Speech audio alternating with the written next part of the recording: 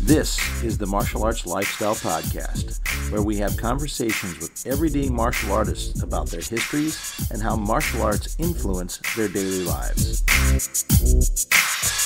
You are listening to the abbreviated version of this podcast, which is the first 20 minutes or so of the show. Please consider supporting the show by subscribing on our Patreon page, www.patreon.com/malmag, and for about the price of one coffee shop coffee per month, you can get access to 4 new podcasts each month, 1 week before their YouTube release dates.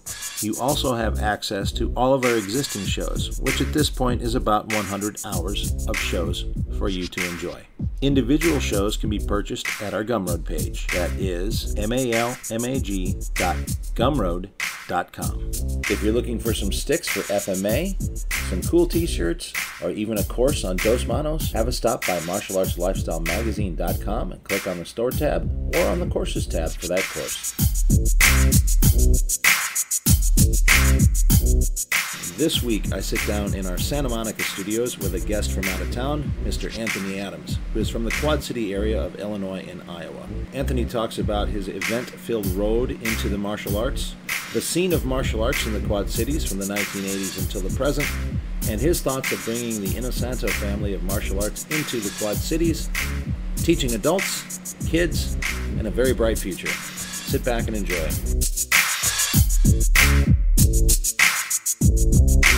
Welcome to the Martial Arts Lifestyle Podcast, and I am sitting at Martial Arts Lifestyle headquarters in Santa Monica, California, and I am sitting here with a special guest who is a friend and a student of mine, but also a student of one of my first martial art instructors. He's here in town to do a little study, and I think he's got a very interesting story, and will make for an excellent podcast. I'd like to welcome Anthony Adams to the show. Thank you, sir. Appreciate it. All right. Well, let's just start, as I do with all of our superhero origin stories. Tell me how you got involved in martial arts and when and what it was. Myself, I got involved in the martial arts in the late 80s. I was a freshman in high school, and it started off. I was kind of a chubby kid and got made fun of and bullied a lot. And then one day I got jumped and beat up and swore to myself that I was going to learn martial arts. So at that time our Google was a phone book, and I went home and opened it up and looked through some schools, and a buddy of mine was taking these martial arts lessons from a guy that just came home from the Army Rangers down the street, and it was a style called Omni-Su Chinese boxing. I asked him if I could try it out with him, and I did, and it started off where at first we'd meet for these classes, and the instructor, which was SiFu Marty Newberry, who ended up becoming one of my best friends, he demonstrated a lot of techniques and things and movements and kicks and exercises that I had never seen before, but it was sort of similar to like what you would see on at that time USA Network's Kung Fu Theater. And after looking at other things, I was like, that's what I want. That's just, I want to learn that. Cool. So we, for the audience, I guess we're sitting in Santa Monica, but this is not the location of this. This is where Anthony and myself grew up, is in an area called the Quad Cities. So this is the border of Illinois and Iowa, northwestern Illinois, and then basically eastern Iowa on the Mississippi River. It's kind of known as the home of John Deere. And so I'm familiar, obviously, with the people you're talking about, obviously. So I was curious if, at this point, I mean, you look through the yellow pages, and I having grown up in the area, I know what you were going to find there. Was Marty operating out of a school? Actually, he had just came home from the Rangers, so he just ended his military service, and he just started. His thing was he had a passion for martial arts so much, and his head instructor was Robert Chris Jenkins, and his respect and the honor he had for him, he wanted to honor him and follow through having students of his own, which is a martial arts tradition. And so he just started on his own and had ideas and plans way ahead of his time. Yeah, I know, like at the time, because I mean, I knew Chris Jenkins through the Quad City Martial Arts Center, and I know when there was a move from the original Quad City Martial Arts Center, or I should say the one that I knew first off, was in Moline, downtown Moline, and that was the location where we had the PK kickboxing group, and then as far as traditional martial art, we had the Shorin Karate, the Omni-Su Chinese boxing with Chris Jenkins, Shorinji Kempo, and ATA Taekwondo. And then there was, I mean, I was too young to understand exactly, and I never really asked. I don't know whether rent got more expensive in that building or what the deal was, but I know that they needed to move out, or did move out of that location, and UC took the kickboxing and the karate down to that area of Rock Island, which is right around where we did the seminar. Was at the district now, right? Yes, sir. So in the area of the district. So I do know that right by Ribco. Yeah. So and I don't think that Chris and the ATA guys necessarily and the Kempo people followed that move. I think they went into different spaces, if I remember right. But I do remember like the Taekwondo guy coming back and himself training in the kickboxing classes at the Rock Island location. But the Rock Island location was significantly smaller space-wise than the Moline thing. So I wasn't sure what happened with the other crew at that time. That's why I was kind of asking, if they were. By the time I came in, it seemed that everybody kind of went on separate paths and journeys, and Marty wasn't going to let it go. And he just, this respect that he had, he created, he furthered the system. He gave his part into it, and then having his own students. And in time, it brought everybody back together, and to even till now. Chris has passed away since then, and his son Sinjin's carrying it on. Yeah, we're talking about just recently. That was just this last March of 2024. Yes. We lost Chris. Yeah. And then some of us have went in other directions, but always going back to our beginning and our core, and much respect to Chris Jenkins and SiFu Marty Newberry for myself. But keep furthering along with martial arts, as you know, and I'm a student of yours, and coming out here and learning as much as I can, and to take it back home for this at-risk youth program, along with my students I already have at home. And then I got to give a big salute to Ultimate Fitness Rock Island and Bettendorf for being behind me and supporting me. Cool.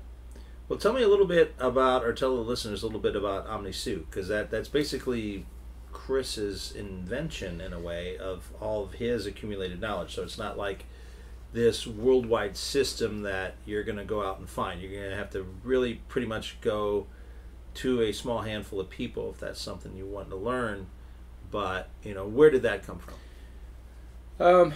I'd have to say from the history that I've been taught, that and through Marty and through Chris's firsthand, it got started in the mid-late 70s as Chris returned from, he was going into service into Vietnam, and he studied, and he was getting ready to deploy, and then the war ended, but he was did his training through, I guess, Tigerland in the Army, and he was a medic. But from coming back from that, he had a whole variety range of teachers.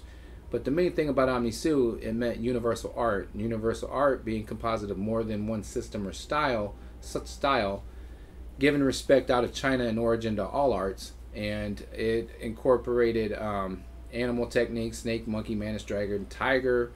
The main thing was we were always that offshoot that he respected Bruce Lee, and it was that look and that philosophy, and it was absorb what is useful. What works for me might not work for you. What works for you might not work for me. Take a technique, try it out. If it works, keep it. If it doesn't, throw it away, but it might further along with somebody else. And he started this group. And along with this group, we trained at a variety of places, schools, parks, basements, videotapes at the time, VCRs, Inside Kung Fu, Black Belt Magazine. A lot of times, Joe Chris, he would go to seminars up at Dagoberg Academy in Chicago under Fred Dagoberg. He witnessed Guru Inosanto, Master Shai in Muay Thai, and he would bring that knowledge home and then teach it to us, and we incorporated it in our system. We borrowed from just like the same similar idea off of JKD. We borrowed from a lot of systems, and we incorporated them into ourselves. And then different students would go to different lengths and different degrees, your size, your just philosophies, coordination. It just depended. Some were boxers, some were wrestlers, some were I mean, it was just a variety of who liked what, and we made it work. But like one of my first training grounds was at a place called Weber Park, which was on 30th Street in Rock Island by a college called Augustana. A lot of the time, the way we first started off, we were trained out of a circle. We went outside the circle. We had to do either some kind of running or push-ups. We learned how to move and do everything, incorporate all our movements within that circle. We didn't have a lot of finances at the time, so some of our training methods were a little bit different than other schools. We were, like a tree was called Tree of Woo. We used to do our kicks on this tree, and all of us would do our different drills. We had these stairs we would kick up and down, and the work and techniques that we did, it made in us, the park. In the park. So okay, so it's on the hill because Augustana College is on a hill, basically. So this Quad City area is interesting. So you basically have two rivers coming together, Mississippi River and Rock River, come together where this area is, right at Rock Island, Illinois, and Davenport, Iowa. And so the area kind of where the bulk of, say, residential is on a hill between the two rivers. So basically the rivers are in two kind of valleys, essentially. And so, yeah, the major college there in the area is kind of built on the hill that is on the Mississippi side of that hill, yeah. And that's interesting. I like it because you know where Chris probably and Marty got that from was that location in Moline was the old YWCA, and so there was I don't know what was like when you walked in. You immediately found a staircase and went up to second floor. So I don't know. There has to be something on the first floor, but I have no idea what it ever was and how to get to it. But second floor was a dancing school, and third floor had that big gym, right, gymnasium, and that's where the kickboxing and the karate was. And then there was like a pretty decent like side room, which is generally what Chris used if karate was going on at the same time. And the taekwondo guys would sort of use that, or they would use the main floor at times too. And then there was like another smaller room where they had weight bench, and then there was like locker rooms and a sauna in there. So it's kind of a cool location, but it had been the YWCA. And so those stairs going up 3 flight of stairs is where UC, Pete Ryan, Chris, all of them, they would have us walk up and down those stairs kicking. Yeah, to this day, I myself, I take my students and I still go to Lincoln Park in Rock Island, which is right by Augustana too. A lot of history there, but the stairs are a little bit longer. But the thing with the stairs was it made our legs, you kick up and down the stairs, and it might sound kind of easy and look kind of easy, but it's not. You go up so many, it gets tougher and tougher. And it used to be the discipline was if you missed a stair, you had to start back at the beginning. But times change, and it's still a heck of a workout. I know a lot of people that can't follow through with it, but a lot of people that do. It changes your core. It gives you balance. It does some serious. It's a good way to cross train, which I recommend for any martial artist to do. And it forces you to get reps because you can. If you're standing just trying to count, you can lose count. But if you're walking up steps and you have to kick once for every step, you know where you're at. I'm halfway there. I'm most of the way there or whatever, but you can't skip numbers when you're take a step, kick, take a step, kick. And if there's 50 stairs, well then you're doing 50 reps one way. And then, they tell you 3 or 4 times up and down the stairs. Well, if there's 50 stairs and you got to go 3 times, that's that's 150 kicks. And I see an elite core of members and instructors that actually would go up and down the stairs, and it wouldn't just be one kick; it'd be double kicks, quad kicks. Oh yeah, and it was something to witness and see. It was very, very artistic and beautiful. Yeah, I remember some of the pros down there. Was a guy named by the name of Janelle Bragg, I think. He had passed away from cancer probably in the late 80s. But man, this dude was like very strong on the legs, and he would kick on those stairs. And I remember he could do those like 720 aerial kicks and stuff. But he was a professional fighter in the time. Super. I mean, I like these guys are all like my big brothers because I was 12 and 13-year-old in this professional kickboxing class, and they took good care of me. But I know exactly what you mean. Like all of my brothers. Some of them still alive. Some of them have passed away. My original SiFu, Marty Newberry, passed away in '95. Tony Knight, who just passed away a year ago, he was well known. He kickboxer.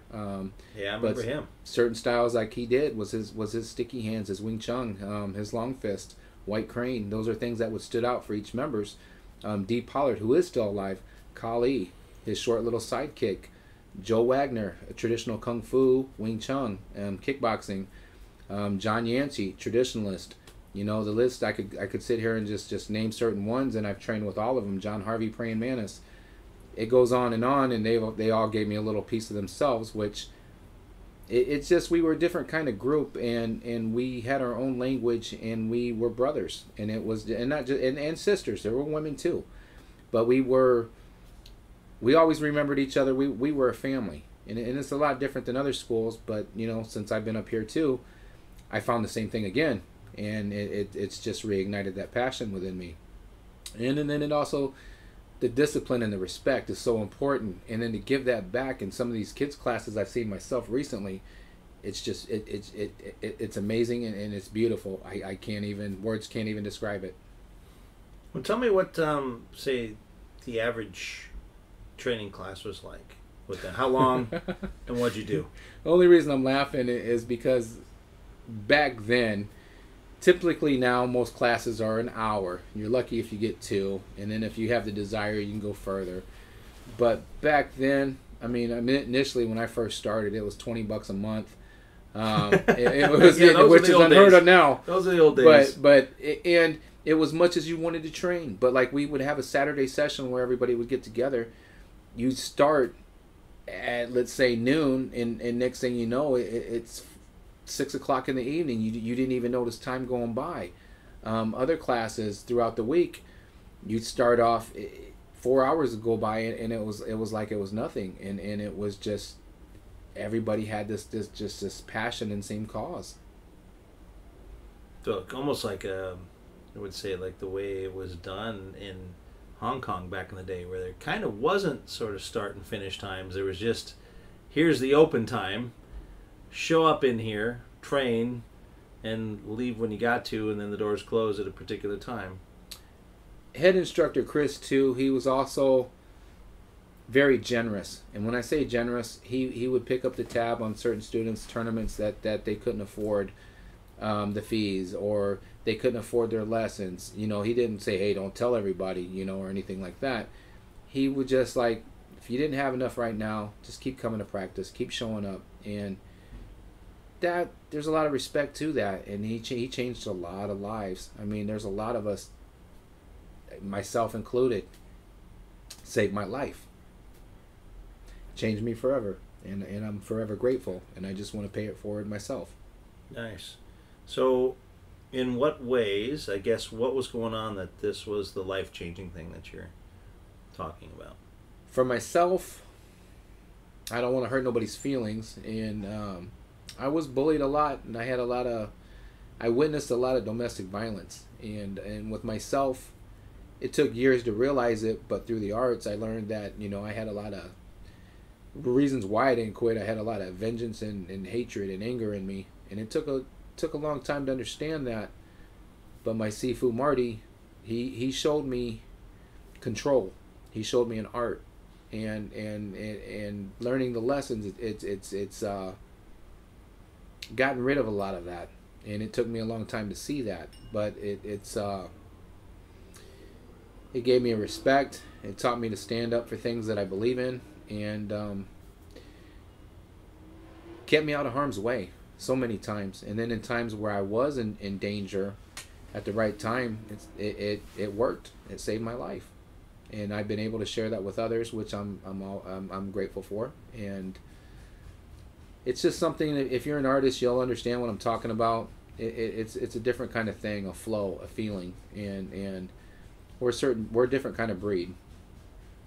So how do you think that the practice of martial art in this particular place with these particular people helped you? I mean, because you just said something about, and I think it's understandable to anyone who has faced violence in their youth, has faced bullying, which is what you're describing, and I mean, there's razzing people and then there's terrorizing people. And bullying really comes into terrorizing. It's one thing where you're like, I'm going to step into a building and room with people that I don't care for, and that's like, I'm not looking forward to it. But then there's having real fear of going to a place like school or wherever where you're being bullied because you're truly terrorized by the idea of the taunting or even physical danger. So then you just mentioned something about the feeling of anger, hatred, vengeance, which I think is very normal for people who face that. How do you think that this practice of this art with these people helped alleviate those feelings? Discovery, through certain aspects of the art system, through physical conditioning, learning techniques, learning about other systems and styles, plus the history and learning about the other cultures and some of the things other people have went through. You can relate, but at the same time, my teachers were no disrespect intended to my father, but they were the dads that I needed. That they knew me better than anybody. They could see when I was coming into class and that, hey, there's something wrong with you today, and they would stop and help me figure it out, and I'll forever treasure that. Then through tournaments and other little things and achievements and rank and passing tests. And our tests weren't just physical, and it wasn't just demonstrating the moves. There was a written aspect of it. He would ask us, well, where did this part of the system come from? Where did this originate at? Where did that come from? And we had a written test, and it chose you to not just, you had to think for yourself sometimes, and then you end up discovering, well, hey, this ain't just about punching and kicking. You're thinking, and then you're feeling, and then with us. And this concludes the abbreviated version of the podcast. Please consider supporting the program by going to www.patreon.com/malmag and subscribing to the show. You can also purchase this individual episode or any individual episode at our Gumroad page. That's malmag.gumroad.com. Thank you for listening to this episode with Anthony Adams. Next week, I hook up with Dayton, Ohio, and I talk to a martial artist who teaches Southeast Asian martial arts and Jeet Kune Do, Jeremy Lovejoy. Our Malmag online store at martialartslifestylemagazine.com has a full selection of Timmy B's brand sticks for FMA and Krabi Krabong. Timmy B's brand now selling in Japan as well. Beautiful Timmy B's brand shirts and Dos Manos shirts are available with new t-shirt designs and more products coming soon. An online course in the Dos Manos method for FMA is available under the Courses tab. More courses coming soon. Check out the Places to Train tab to find schools near you, and click on the events calendar page to see what seminars and events are happening all around the world. And of course, visit our main page for articles on the martial arts. Music by Jackal Relic. Martial Arts Lifestyle Magazine and the Martial Arts Lifestyle Podcast are trademarked and copyrighted by TNT LLC.